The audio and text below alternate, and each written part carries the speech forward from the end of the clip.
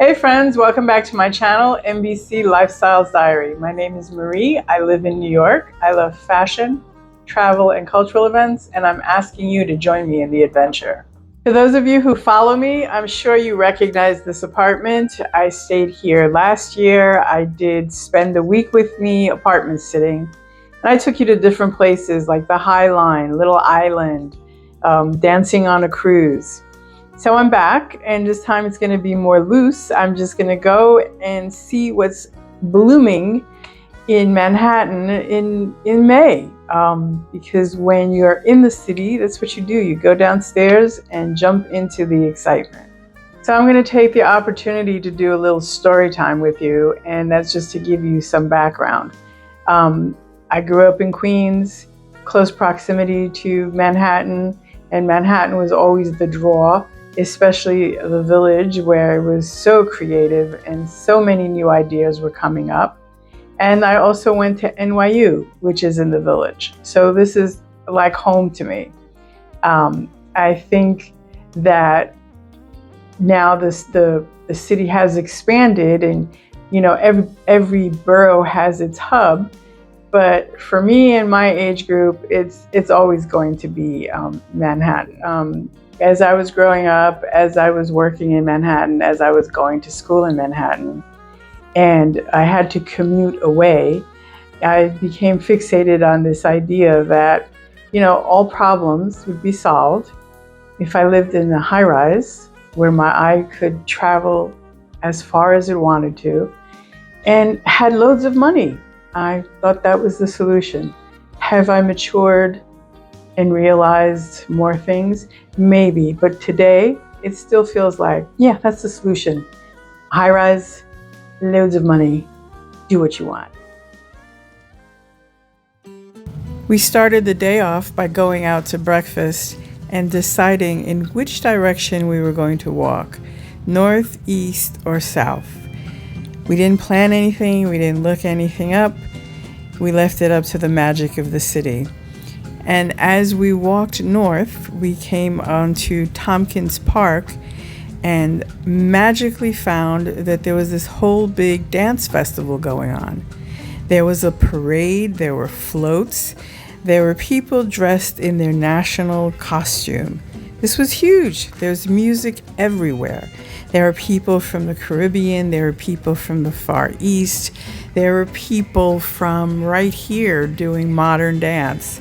It was incredible. And I'm looking at this and I'm like, yes, that's what makes New York so magical in the spring and summer, is there's always something happening and you feel like you've just stumbled upon it and your day is great.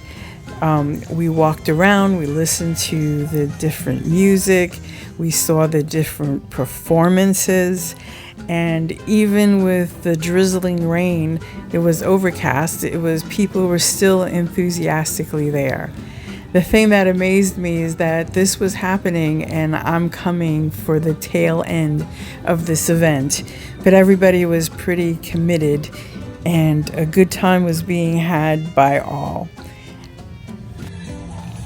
This experience illustrates the difference between being a Manhattan resident and a person that commutes into the city for a specific event.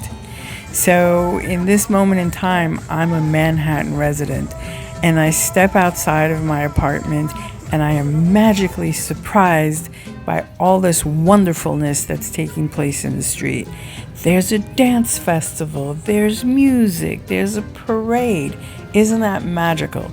But if I was living in Queens and I decided I wanted to come to Manhattan, it might not have been as pleasant a surprise because I would not have been prepared for road closures and for traffic and for lack of parking. It would have been something that I would have had to plan with specific intentions, which is why the city is trying to encourage people to just take the trains. When I first came back to New York, that's precisely what I did with my husband. We decided that we were going to be tourists in our own town. So we would take the bus or the train in, get out, and just walk the streets, walk the city streets to our favorite parts. And this is the type of stuff that would happen. We'd show up and it would be the Greek parade, or it would be a street fair, or, a dance fair like this. So it was very good memories. And I was just like, this is why people make the choice to live here. And this is why people come here. New York summers, you have a lot of choices. There are people that leave town. That's when people go to the beach or to the summer house in the mountains or vacation elsewhere. And it's also when tourists come flooding in. So they come to see the magic of the Big Apple, to see all the sights, and they all get this added bonus of all these street fairs that are taking place and making this city vibrant. For me, I've experienced both, and the ironic thing is sometimes I just feel like it's too much and there's too much traffic, and sometimes you get locked in because there's such a huge population here. So if you decide to go to the beach, you're going with, thousands of others. If whatever you decide to do, there's going to be a crowd. So that's the dynamic in this city. So there are people that don't stay for these events.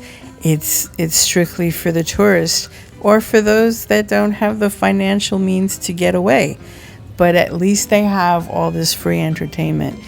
We came across this Bolivian dance troupe, and actually they were from Queens, and we immediately recognized each other.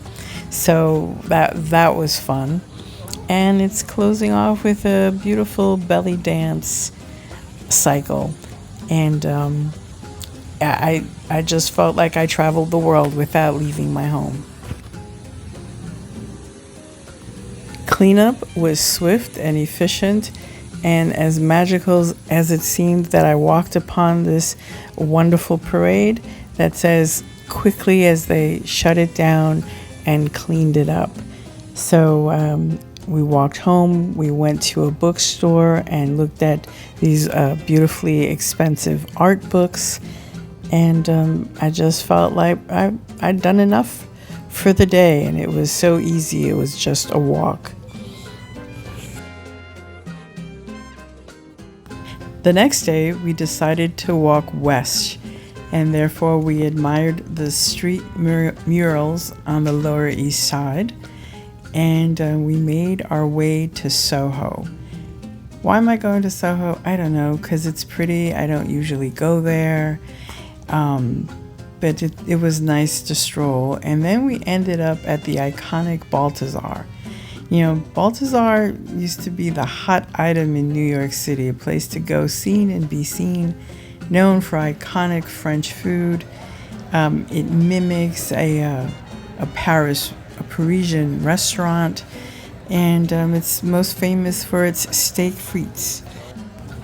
As I sat there, I was like, oh, right, brunch. Brunch life in Manhattan is important, and brunch doesn't end till 4 o'clock.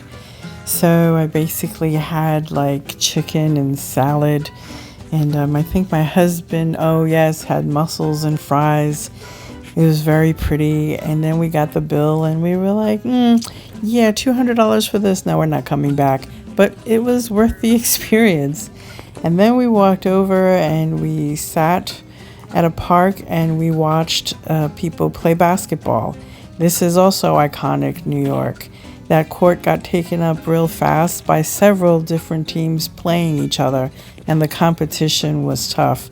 And the smack talking that was going on was very entertaining. And the following day, I'm at another restaurant because this is a form of entertainment. We got a spot where we could watch the pedestrians walk by. The food was good. People watching was very interesting. And I sat there and I thought, is this like what life is about? Restaurants, buying stuff, being entertained? I had to remind myself, yes, Marie, this is a staycation. This is exactly what you do when you go away. It's just a little throwing you off because you're in your hometown. So we did the shopping, we did the people watching, we ate food that we enjoyed, and we were very relaxed. So the following day, it was more about running errands. I had a doctor's appointment and we headed uptown, and I saw my doctor and everything was good, and we got to ride along the FDR and enjoy the sun. And then we came back and had dinner at a tapas place. Really good, authentic tapas. This brought me back to Spain. It was really delicious. It was really authentic. And I was happy. And I was just like, stop stressing. Enjoy it. Live day by day. I didn't have to take a flight. I have all this at my fingertips. I can romanticize my life here. If you enjoyed this content, please give it a thumbs up and remember to like, subscribe, and share.